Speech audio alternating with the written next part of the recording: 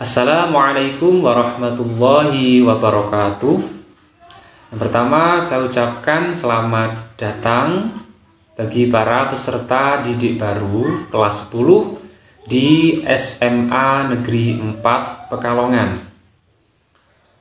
Tentu harapannya semoga kalian semua di sekolah ini bisa mengikuti dan melaksanakan proses pendidikan maupun proses pembelajaran sejak hari ini sampai 3 tahun ke depan, atau sampai kalian semua lulus dengan baik, dengan lancar, dan semoga penuh makna. Tentunya juga semoga tidak ada permasalahan yang berarti yang terjadi pada diri kalian semuanya. Kemudian untuk mengawali, meskipun kita tidak bisa bertatap muka, tapi semoga video di sesi ini tetap bisa kalian ikuti dengan baik, karena merupakan salah satu rangkaian dari kegiatan di MPLS SMA Negeri 4 Pekalongan. Dan kita juga berdoa, kita memohon kepada Allah Tuhan Yang Maha Esa, semoga pandemi COVID-19 ini bisa segera diangkat oleh Allah dari bumi Indonesia ini, khususnya kota Pekalongan, sehingga kita bisa kembali untuk belajar bersama, kita bisa berorganisasi bersama lagi, kita bisa berolahraga bersama, dan termasuk bisa bermain bersama dengan teman-teman kalian semuanya. Itu untuk mengawali. Kemudian kita masuk pada materi atau sesi pada kesempatan kali ini. Mari kita ikuti dengan baik. Baiklah, pada materi sesi kali ini kami memberi judul Menjadi Siswa Berkarakter dan Berbudi Luhur. Siswa yang berkarakter ini tentu sangat diidam-idamkan oleh bangsa Indonesia, oleh masyarakat, oleh kami selaku pihak sekolah, dan juga tentunya keluarga kalian masing-masing. Nah, bagaimana caranya agar bisa menjadi siswa yang berkarakter? Mulailah dan dasarilah semuanya dengan cinta. Insya Allah dengan cinta tidak ada yang sulit bagi kalian untuk bisa mewujudkan diri kalian atau menjadi siswa yang berkarakter dan juga berbudi luhur. Ya. Ingat, kepribadian yang berkarakter itu juga bisa menjadi penentu keberhasilan. Nah, ini yang perlu kalian catat. Jadi keberhasilan itu tidak hanya ditentukan oleh kepandaian maupun kecerdasan maupun yang lainnya, tapi juga yang tidak kalah penting adalah kepribadian yang berkarakter atau kepribadian yang baik.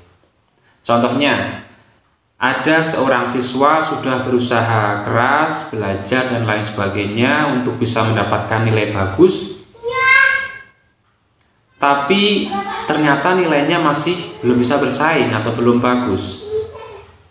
Sisi positif dari siswa tersebut adalah dia punya kepribadian yang baik.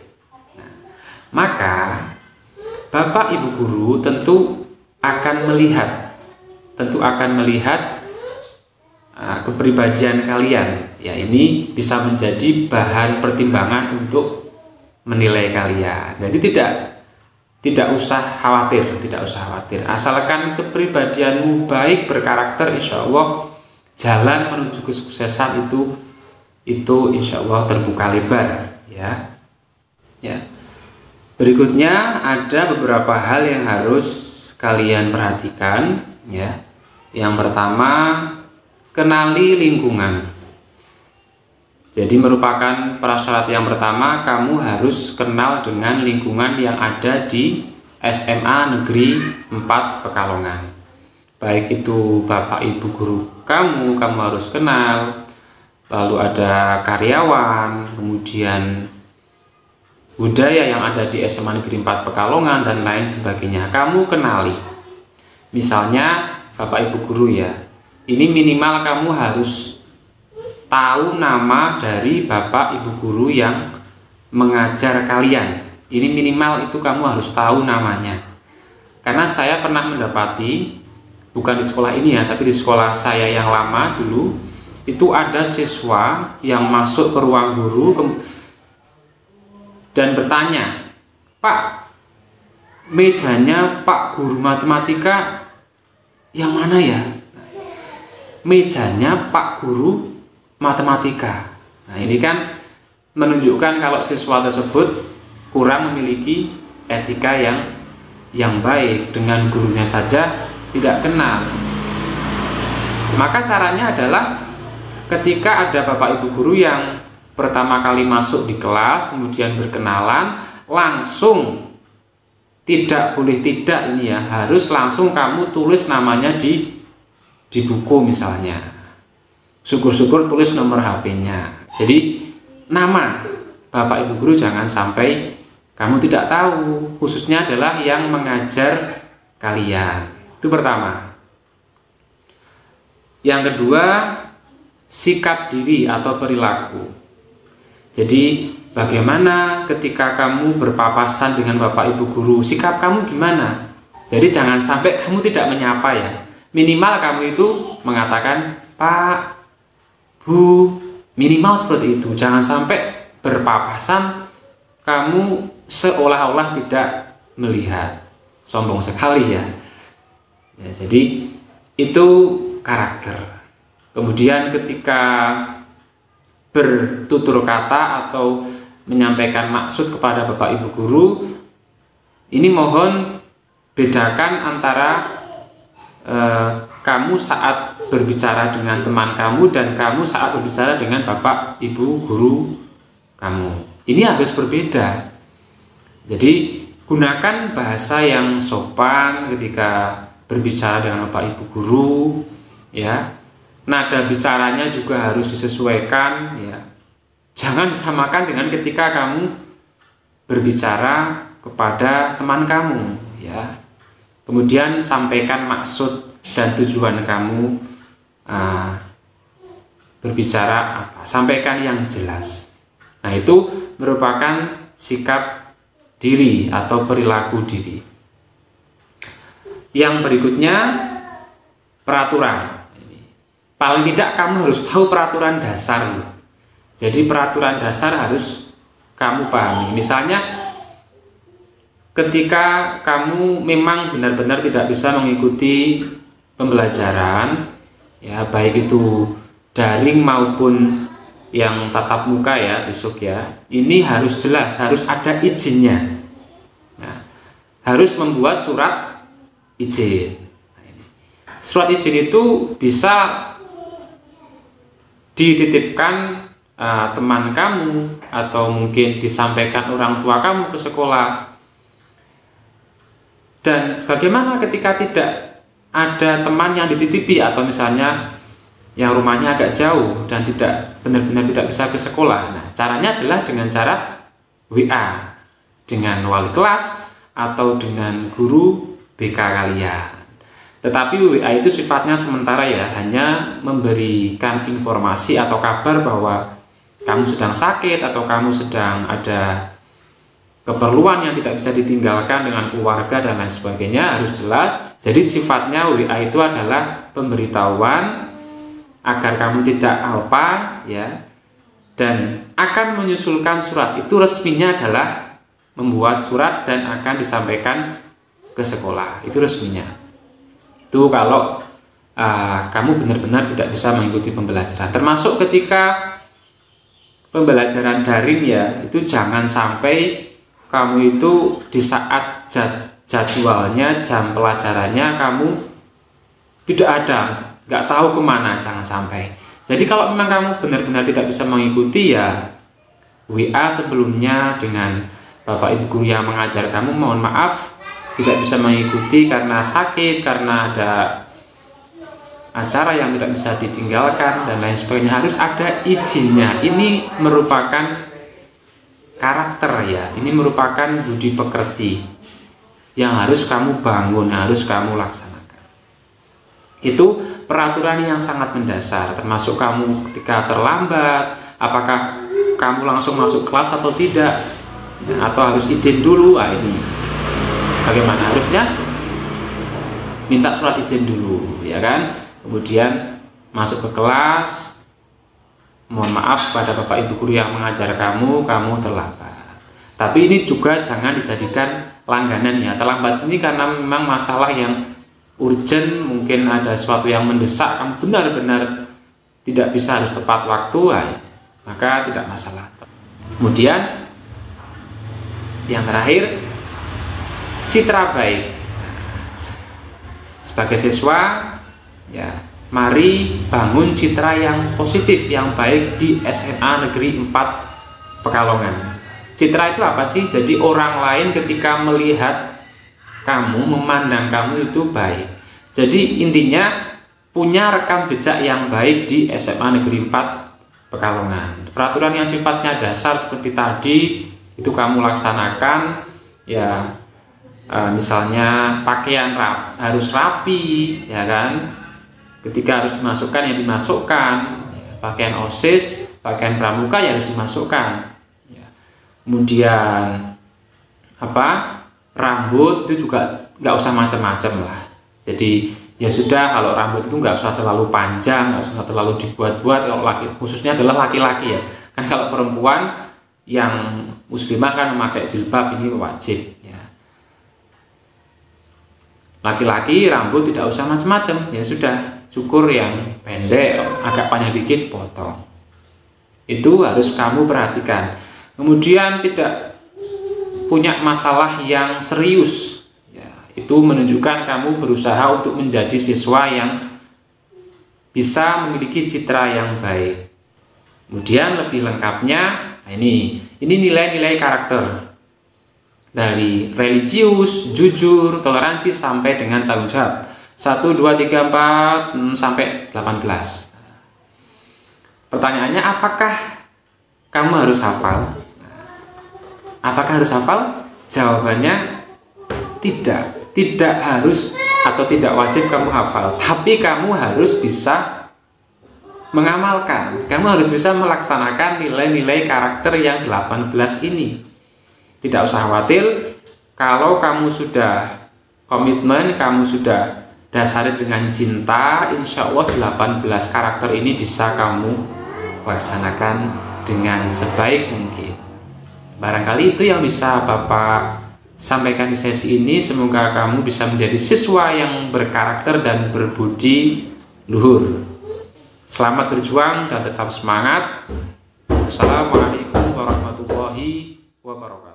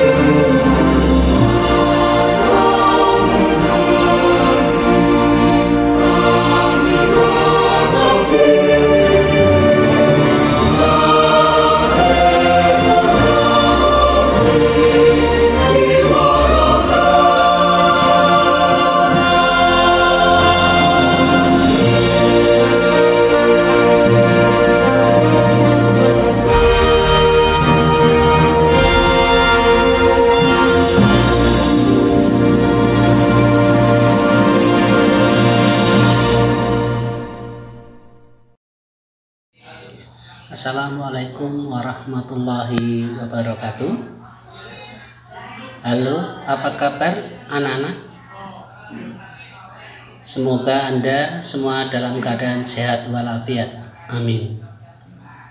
Sebelumnya, Pak Win mengucapkan selamat atas diterimanya sebagai siswa baru di SMA Negeri 4 Pekalongan. Mari kita patut bersyukur anak-anakku untuk bisa belajar dengan sungguh-sungguh. Semoga kelak semua menjadi pemimpin-pemimpin bangsa dan negara dan sebagai penerus perjuangan bangsa Indonesia ini. Sebelumnya perkenalkan, nama saya Winardi, mendapat tugas sebagai guru mata pelajaran sejarah Indonesia untuk kelas 12 dan sejarah peminatan untuk kelas 10. Dalam kesempatan ini, kami mendapat tugas untuk mengisi materi kepemimpinan di masa pengenalan lingkungan sekolah bagi siswa baru tahun pelajaran 2020-2021. Anak-anakku yang berbahagia, tentunya tidak asing lagi bagi Anda apa itu yang namanya kepemimpinan. Sebelumnya kami sampaikan anak-anakku bahwa di SMA Negeri 4 itu juga memberikan kesempatan kepada siswa-siswinya untuk berlatih menjadi seorang pemimpin, yaitu melalui organisasi-organisasi yang ada di SMA Negeri 4 Pekalongan. Ada yang namanya organisasi intra sekolah, yaitu OSIS. Kemudian juga ada organisasi-organisasi ekstrakurikuler seperti Pramuka, Paspati, Masdar, kemudian ada PMR, dan lain-lainnya. Semoga melalui organisasi-organisasi yang ada di SMA 4 itu, nanti silahkan anak-anakku bisa bergabung, memilih organisasi-organisasi yang bisa untuk pengembangan diri Anda. Kemudian di dalam kepemimpinan tentunya kita tidak bisa lupa dengan tokoh-tokoh pendahulu kita pada masa perjuangan maupun pada masa mengisi kemerdekaan. Kira-kira masih ingat pemimpin pejuang-pejuang bangsa Indonesia pada masa era penjajahan? Ada Diponegoro, ya, Pangeran Diponegoro, ada Imam Bonjol, kemudian ada Panglima Jenderal Sudirman, juga ada kaum wanita. Siapa yang tahu?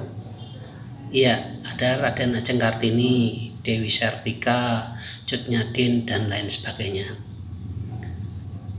Nah, selain itu, di masa mengisi kemerdekaan pun kita juga mengenal pemimpin-pemimpin besar bangsa Indonesia. Tentunya salah satunya adalah pemimpin yang tidak asing bagi kita adalah Presiden Republik Indonesia yang pertama, yaitu adalah Insinyur Soekarno. Betul. Kemudian ada Jenderal Soeharto, kemudian ada B.J. Habibie, kemudian ada Kiai Haji Abdurrahman Wahid, kemudian ada siapa lagi? Susilo Bambang Yudhoyono, ya, ada Megawati Soekarno Putri, dan kemudian presiden terakhir kita Bapak Jokowi, atau yang dikenal dengan Jokowi, Bapak Joko Widodo. Nah, anak-anakku, tentunya kita perlu mencontoh, ya, pejuang-pejuang kita itu. Teladanilah mereka. Nah, terus kemudian sekarang ke materi. Kira-kira apa itu yang namanya pemimpin? Nah, kalau kita mau berbicara dengan pemimpin secara, ya, Artinya disimpulkan itu bisa demikian. Pemimpin itu adalah seorang pribadi yang memiliki kecakapan dan kelebihan, khususnya kecakapan kelebihan di suatu bidang, sehingga dia mampu mempengaruhi orang lain untuk bersama-sama melakukan aktivitas tertentu demi pencapaian satu atau beberapa tujuan. Itu kalau diartikan. Sehingga di sini pemimpin itu mempunyai peranan yang sangat penting. Nah, keberhasilan suatu lembaga, keberhasilan suatu organisasi, atau keberhasilan suatu negara itu tidak bisa lepas dari seorang pemimpin. Nah, kemudian apa yang menjadi tugas pemimpin? Tugas pemimpin itu antara lain satu, ya, pemimpin bekerja dengan orang lain. Pemimpin adalah tanggung jawab dan bertanggung jawab. Pemimpin menyeimbangkan kecapan, tujuan, dan prioritas. Kemudian pemimpin harus berpikir secara analisis dan konseptual. Tidak asal ngomong, harus memiliki konsep yang baik, sehingga yang menjadi konsep itu bisa dijalankan. Kemudian juga pemimpin itu harus juga menjadi mediator, mampu menjadi penengah. Nah, pemimpin juga sebagai pengambil keputusan, baik keputusan yang mudah maupun sulit, apalagi yang sulit. Maka seorang pemimpin harus mempunyai keberanian untuk memutuskan itu. Itu mengenai tugas seorang pemimpin. Kemudian bagaimana kriteria kepemimpinan? Kriteria seorang pemimpin yang bagaimana? Nah, kita singkat saja. Kriteria pemimpin itu dia tentunya memiliki pengaruh, kemudian mempunyai power, kekuatan, kemudian dia juga memiliki wewenang. Setelah itu dia juga memiliki pengikut. Ini 4 kriteria pemimpin, ya. Punya pengaruh, punya power, punya wewenang, dan punya pengikut. Nah, kemudian bagaimana menjadi seorang pemimpin yang sejati itu? Karena tidak mudah menjadi pemimpin yang sejati. Nah, pemimpin sejati itu adalah pemimpin yang visioner. Apa yaitu visioner? Punya tujuan pasti dan jelas, serta tahu kemana akan membawa para pengikutnya. Kemudian sukses bersama. Nah, membawa sebanyak mungkin pengikutnya untuk sukses bersama, bukan untuk kepentingan pribadinya. Ini salah satu pemimpin sejati. Kemudian mau terus-menerus belajar dan diajar. Nah, ini penting. Mau terus belajar dan diajar. Mau menerima pendapat orang lain. Mau belajar dengan orang lain. Ini juga sebagai pemimpin yang sejati, bukan pemimpin yang ingin menangnya sendiri.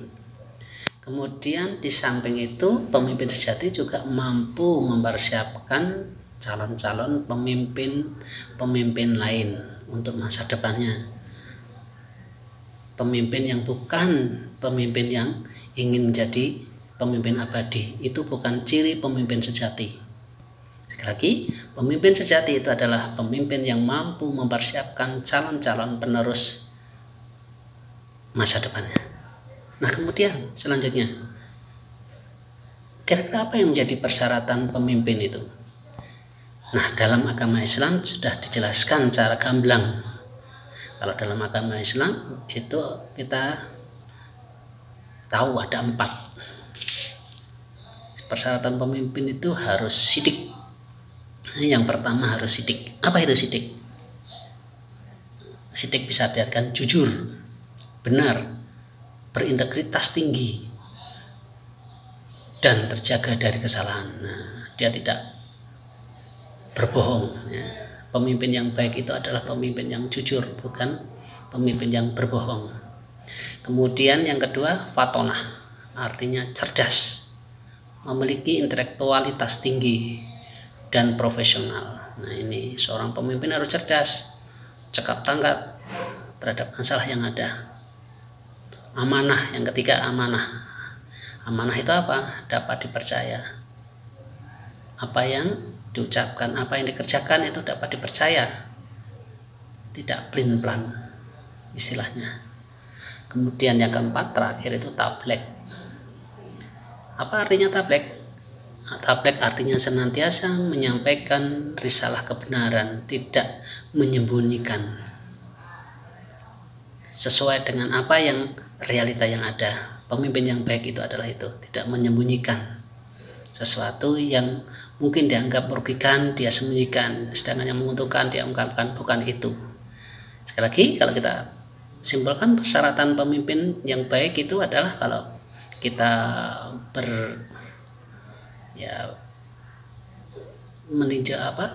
merujuk dengan di agama Islam maupun dengan agama lain, saya kira hampir sama, yaitu tadi ya, sidik, fatonah, amanah, tablek. Nah, itu. Kemudian apa yang menjadi prinsip-prinsip dasar dari seorang pemimpin itu? Dari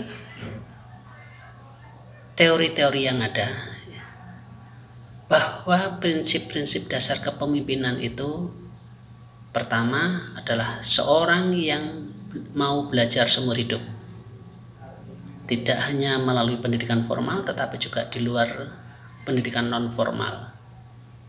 Nah, itu. Terus kemudian berorientasi pada pelayanan. Nah, pemimpin yang baik itu adalah memberikan pelayanan, bukan untuk dilayani. Ini prinsip seorang pemimpin. Kalau Anda ingin menjadi seorang pemimpin, jangan berharap ingin dilayani, tetapi harus melayani. Terus kemudian seorang pemimpin membawa energi yang positif. Nah, setiap orang mempunyai energi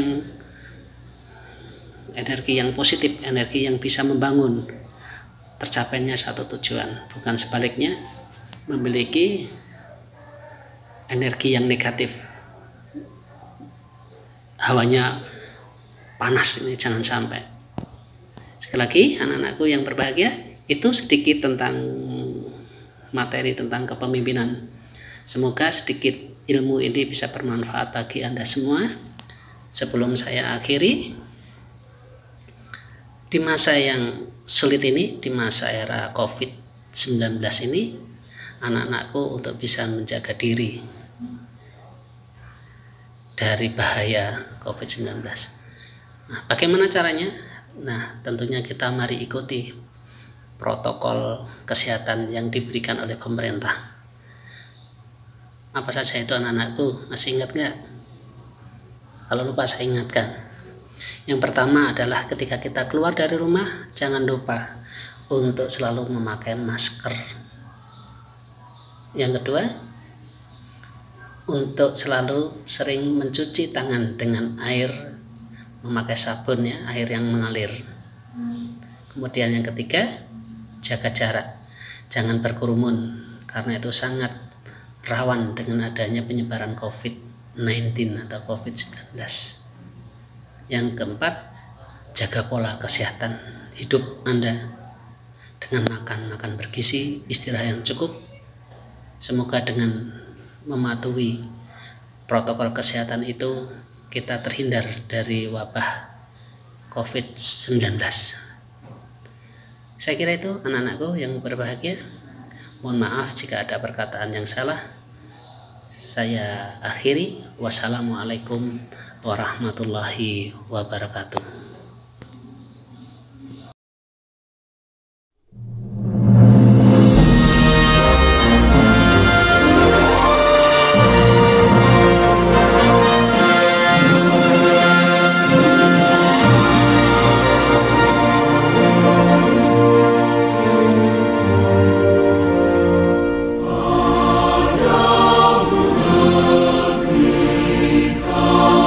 Berjanji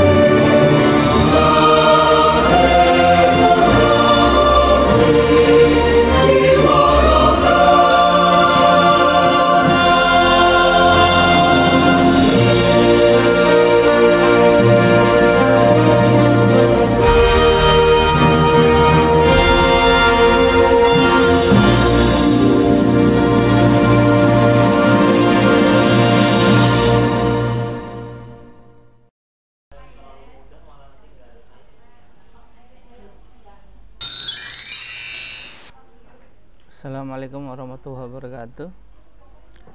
Selamat datang para siswa kelas 10 SMA Negeri 4 Pekalongan. Anda sekarang sedang dalam masa pengenalan lingkungan sekolah tahun 2001.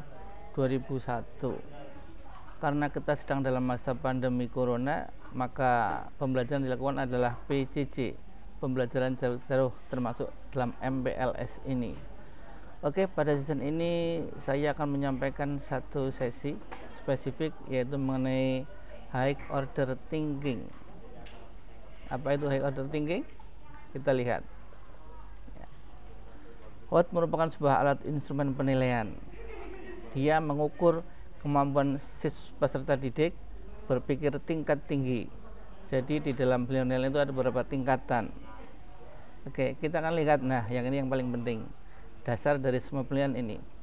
Di kurikulum 2013 ada yang dinamakan penilaian otentik, meliputi 3 aspek. Aspek yang pertama adalah aspek sikap, yang kedua adalah aspek pengetahuan, dan yang ketiga adalah aspek keterampilan. Nah, aspek sikap ini bentuk penilaiannya bisa observasi, penilaian diri, antar teman, dan catatan guru. Pada aspek pengetahuan meliputi tes lisan, tes tertulis, dan penugasan. Pada aspek keterampilan bisa meliputi kinerja, proyek, dan portofolio.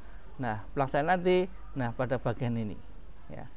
Khusus pada session ini saya hanya menyampaikan aspek pengetahuan spesifik pada tes tertulis ya, pada bagian tertulis saja ya.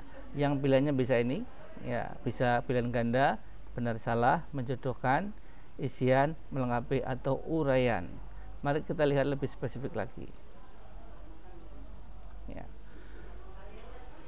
Para siswa di SMA nanti Anda akan memperoleh beberapa jenis penilaian berdasarkan cakupan kompetensi yang diukur ya. Kalau KD-nya hanya 1 atau 2 setelah beberapa pertemuan, maka Anda akan dinilai yang disebut dengan penilaian harian atau PH.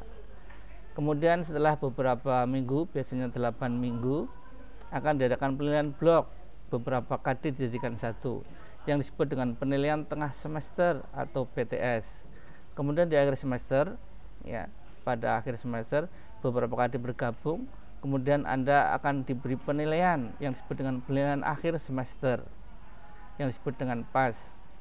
Kemudian maaf, ini tulisannya masih belum dibetulkan. Pada akhir tahun ya, Anda akan diberi penilaian yang namanya penilaian akhir tahun atau PAT. Nah, khusus kelas 12 nanti akan ada ujian sekolah, kemudian ujian nasional. Nah, ini diperkirakan akan mulai tahun depan tidak ada. Kemudian ini yang mulai tahun depan ada adalah asesmen kompetensi minimal dan survei karakter yang disebut AKM dan SK. Nah, ini masih dalam proses pengembangan. Kemudian yang berikutnya adalah penilaian berdasarkan sasaran ya. Jadi di kelas ya, pada rombel akan ada 2 jenis penilaian di sana. Yang pertama adalah penilaian individu, yang kedua penilaian kelompok. Pada penilaian individu yang dinilai adalah kompetensi perorangan. Aspek yang dilihat ya jujur, disiplin, dan seterusnya ini ya. Sementara aspek penilaian kelompok akan meliputi ya penilaian kelompok, kerjasama, yang paling penting itu ya, toleransi. Nah, Anda di dalam kelas nanti akan dibagi menjadi beberapa kelompok, 3 orang, 2 orang, 5 orang, 4 orang, dan sebagainya sesuai dengan kebutuhan. Nah, nilai satu kelompok itu sama. Nilai satu kelompok sama. Kalau dapat A ya A semua, kalau B ya B semua. Akan berbeda dengan penilaian individu. Ya, penilaian individu setiap satu dengan yang lainnya itu tidak sama. Nah, kita akan spesifik hanya belajar aspek pengetahuan pada jenis tes yang tertulis dengan sasaran individu ya.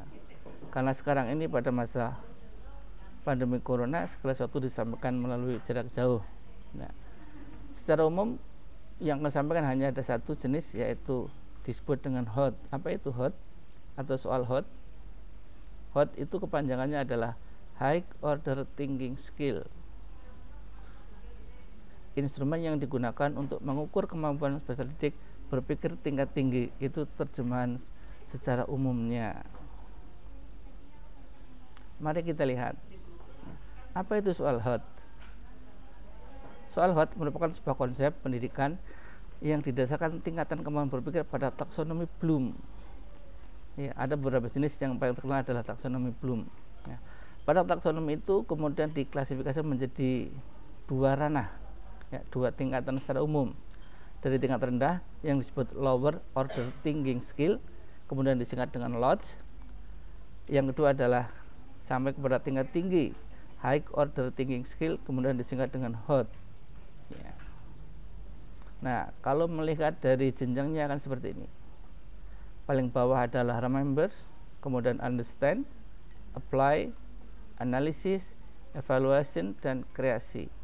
Nah, dari remember sampai apply masih dalam kategori LOTS.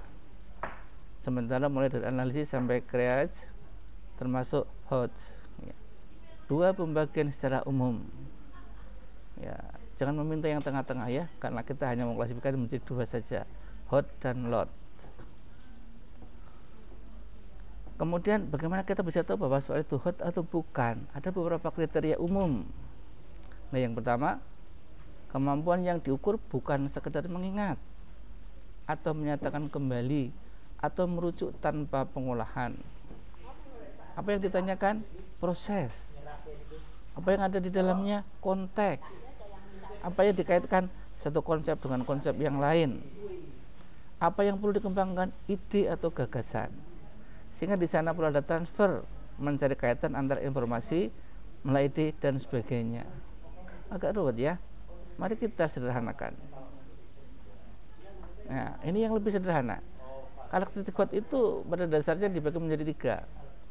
Yang pertama, mengukur kemampuan berpikir tingkat tinggi. Yang kedua, permasalahannya kontekstual. Dan yang ketiga, menggunakan bentuk soal yang beragam. Mari kita lihat satu demi satu. Kriteria yang pertama, mengukur kemampuan berpikir tingkat tinggi. Ya, di sana ada proses menganalisis, merefleksi, memberikan argumen, dan menerangkan konsep dalam situasi yang berbeda. Ya, jadi tidak ada dalam kalimat yang akan sama persis antara yang dikisahkan, ditulis dengan yang ditanyakan. Yang kedua, jawaban atas soal HOT itu tidak tersurat secara eksplisit atau dilihat langsung dalam stimulus. Ya. Jadi ia merupakan sesuatu yang hanya bisa dipahami setelah memahami dengan baik pertanyaannya. Yang ketiga, dirancang untuk mendorong peserta didik mendapat jawaban yang kreatif dan ahli dalam mengambil keputusan. Ya, ini mudah dikatakan ya, tapi nanti kita akan berlatih. Yang keempat, cerdik berlatih mengeluarkan argumen dan memecahkan masalah. Ini yang sangat dibutuhkan untuk masa depan. Yang kelima, cerdik dituntut untuk kreatif menyelesaikan masalah yang tidak familiar, mampu mengevaluasi strategi yang digunakan untuk menyelesaikan masalah, menemukan model alternatif yang berbeda dengan yang dilakukan sebelumnya. Ya. Intinya Anda tidak hanya bisa mengingat saja, tapi harus melakukan analisis atas suatu permasalahan. Kriteria yang kedua, yaitu berbasis permasalahan kontekstual. Soal HOT itu adalah asesmen yang berbasis situasi nyata dan dirasakan dalam kehidupan sehari-hari. Jadi yang ditanyakan itu ya yang sehari-hari yang kita rasakan, yang sehari-hari kita kerjakan atau kita lalui. Yang di sana ada masalah yang disampaikan dan bagaimana cara kita menjawab atas masalah itu. Nah, yang kedua, cerdik diharapkan dapat menerapkan konsep pembelajaran dalam menyelesaikan masalah di lingkungan sehari-hari, seperti masalah di lingkungan hidup, kesehatan, pemanfaatan iptek dalam berbagai bidang kehidupan. Intinya kalau bahasa umumnya adalah tidak verbalisme, tapi kontekstual. Ada kegunaan antara teori dengan kehidupan nyata. Prinsipnya seperti itu. Nah, yang berikutnya masih permasalahan kontekstual. Ya. Yang ketiga ini memberikan informasi yang lebih rinci dan menyeluruh. Nah, dari soal yang bermacam itu ya soal akan dibuat sesuai dengan masalah yang ditampilkan. Yang kedua, memberikan penilaian objektif sesuai realita. Dan yang ketiga, atribut masalah yang digunakan bisa pilihan ganda A, B, C, D, E. pilihan ganda kompleks A 123, B 23, C 24, D 14, E 1 2 3 4. Kira-kira seperti itu. Isian singkat atau melengkapi biasanya ini hanya mengisi jawaban 1 atau 2 kata saja. Nah, kemudian yang berikutnya jawaban singkat atau pendek. Ini hampir sama. Nah, 1 kalimat pendek saja. Nah, yang berikutnya adalah uraian. Wah, ini butuh beberapa alinea untuk menjawab permasalahannya. Nah, yang terakhir, pedoman peskuarannya diukur dari banyak langkah yang harus ditulis. Ya, nanti akan dijumpai bahwa satu soal itu perlu 1 langkah, 2 langkah, atau 3 langkah. Makin banyak langkah yang diambil, maka ini nilai skornya harus makin tinggi. Nah, prinsipnya seperti itu. Kita lihat yang berikutnya. Nah, ini contoh soal pilihan ganda. Ada 2 soal. Perhatikan baik-baik. Yang kiri dan yang kanan. Saya bacakan sebentar. Teori dalam sosiologi terus dikembangkan. Hal ini menunjukkan bahwa sosiologi bersifat A, B, C, D, E. Tapi kita lihat yang sebelah kanan. Munculnya selebriti-selebriti baru dari berbagai media sosial menunjukkan bahwa media massa seperti dapat diklasifikasikan sebagai saluran mobilitas. Padahal selama ini media massa tidak pernah diperhitungkan sebagai contoh dari teori saluran mobilitas. Penundas menggambarkan bahwa sosiologi bersifat, bagaimana rasanya? Keduanya adalah hal yang nyata, empiris, realistis. Tapi cara bertanyanya akan berbeda. Oleh karena itu proses menjawabnya juga tidak mudah. Kalau yang sebelah kiri hanya mengingat saja. Tapi yang sebelah kanan, nah, ada realitas, ada teori. Gimana bedanya? Mari kita lihat contoh berikutnya. Nah, ini isian singkat. Saya bacakan yang sebelah kiri. Eubakteria yang dapat menghasilkan zat racun pada makanan kemasan dalam kaleng adalah. Kalau Anda nggak punya ingatan yang baik, nggak bisa jawab soal ini. Hanya mengingat saja. Sementara yang kanan, seorang pelancong pergi Australia untuk berwisata. Dia akan mengambil foto terbenamnya matahari dari satu pesisir pantai. Untuk membuat posisi matahari berada di tengah hasil foto, kamera cenderung perlu diputar lebih ke arah selatan. Di saat yang bersamaan, musim apa yang sedang berlangsung di Indonesia. Ini orang mengambil foto supaya tepat di tengah. Tapi yang ditanyakan musim yang sama yang ada di Indonesia. Gimana coba jawabnya? Bagaimana menjelaskannya? Nah, ini 2 jenis soal yang berbeda. Jadi bagaimana simulanya? Oke. Bagaimana proses menjawabnya? Nah, 2 soal kiri di atas hanya memerlukan recall atau ingatan untuk dapat menjawabnya. Mengingat itu adalah soal lots. Sementara 2 soal yang kanan di atas memerlukan analisis, proses, dan konsep untuk dapat menjawabnya.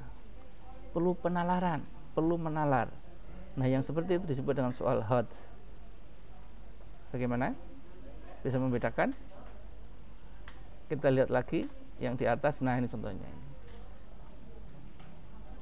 Jadi, yang kiri adalah soal hot, yang kiri adalah soal lot, dan yang kanan adalah soal hot. Yang kiri soal lot, yang kanan soal hot. Gitu ya. Oke. Jadi soal lot dan soal hot. Bedakan rasanya yang tadi itu. Kita lanjutkan terusnya. Nah, ini contoh soal untuk jawaban pendek. Perhatikan baik-baik. Di suatu kandang terdapat 40 ekor ayam. 15 ekor diantaranya jantan. Di antara ayam jantan tersebut 7 ekor berwarna putih. Jika banyak ayam berwarna putih adalah 22 ekor, maka banyak ayam betina yang tidak berwarna putih adalah. Saya siapkan opsinya itu A5, B7, C8, D10, E15. Gimana? Mudah menjawabnya? Ayo coba. Oke. Kita lihat sebentar.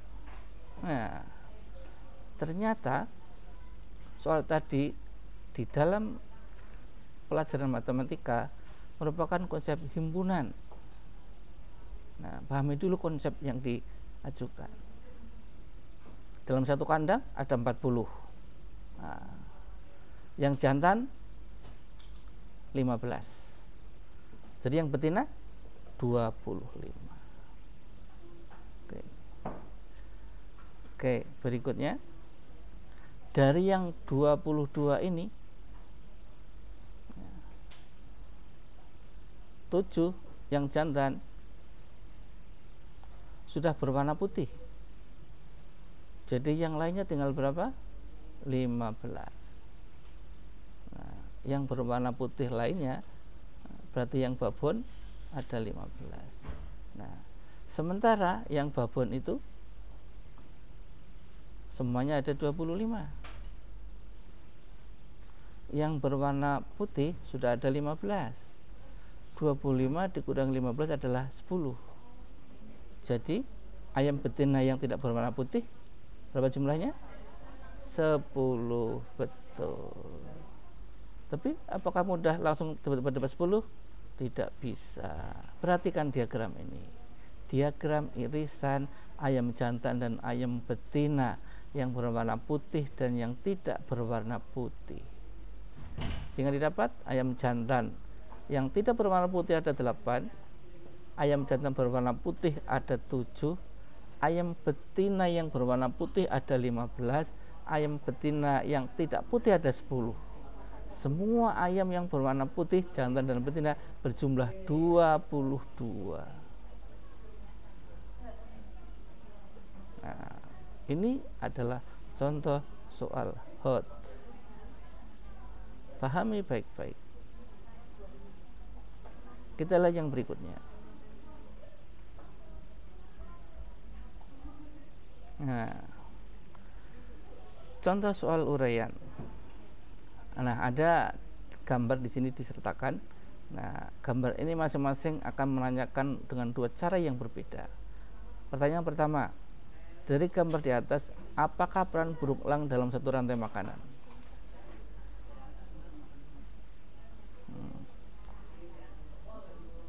Tentu mudah menjawabnya. Kenapa? Ya, ini kan hanya mengingat saja. Tapi kalau pertanyaannya, seorang ilmuwan berhasil menemukan pestisida ampuh pembasmi ulat sehingga jumlah ulat menurun drastis. Pertanyaannya, apakah yang akan terjadi kepada elang? Nggak bisa satu kata.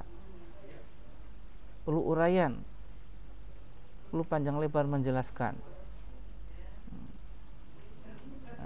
Sehingga yang kiri adalah soal lot, yang kanan adalah soal hot. Oke, kita lihat yang berikutnya. Nah, ini contoh soal pilihan ganda. Nah, di sini sudah tertuliskan soal hot. Yang ini adalah soal hot. Saya balik sekarang posisinya. Yang kiri, proses pembentukan bukit barisan di Sumatera lebih disebabkan oleh A, B, C, D, E. Nah, sementara yang kanan, jenis tanah hasil pembusukan tanaman atau bahan organik yang selalu tergenang air dan dimanfaatkan untuk pertanian pasang surut adalah ya, ini hanya ingatan. Karena sudah tertulis di buku-buku referensi bahwa jawaban atas pertanyaan ini, kalau Anda pernah membaca, mengingat, pasti bisa.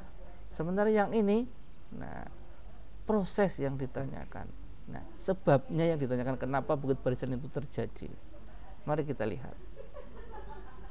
Nah, soal hot yang terang di atas itu mapelnya geografi, merupakan proses endogen pembentukan pegunungan. Konteksnya berhubungan dengan kejadian nyata.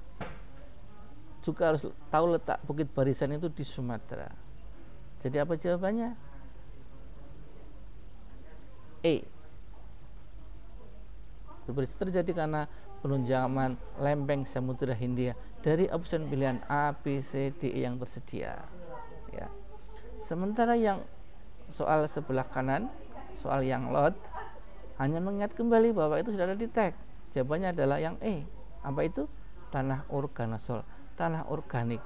Organik artinya berasal dari makhluk hidup. Sekali lagi, bagaimana bedanya soal hot dan soal lot? Yang sebelah kiri ini untuk menjawab soal hot, yang sebelah kanan itu menjawab soal lot. Kita kembali ke soalnya. Jadi jawaban atas soal ini, soal hot, bentukan bukit barisan di Sumatera lebih ditemukan oleh, dari alternatif yang disediakan, jawabannya adalah E, penunjaman leher lempeng samudra. Sementara jenis tanah untuk bentukan pasang surut adalah tanah organosol, E juga. Ini dua contoh. Jenis seperti ini akan mulai banyak dijumpai nanti di tingkat pendidikan SMA. Anda harus belajar lebih baik untuk bisa memahaminya. Makin banyak membaca, makin banyak berlatih, makin banyak bertanya, Anda pasti akan bisa. Oke, sekarang berikutnya. Ya. Terima kasih. Itu tadi yang sudah saya sampaikan. Semoga bisa menjadi masukan dan dapat diterima dengan baik. Terima kasih atas segala kekurangannya dan sampai jumpa di pertemuan yang berikutnya.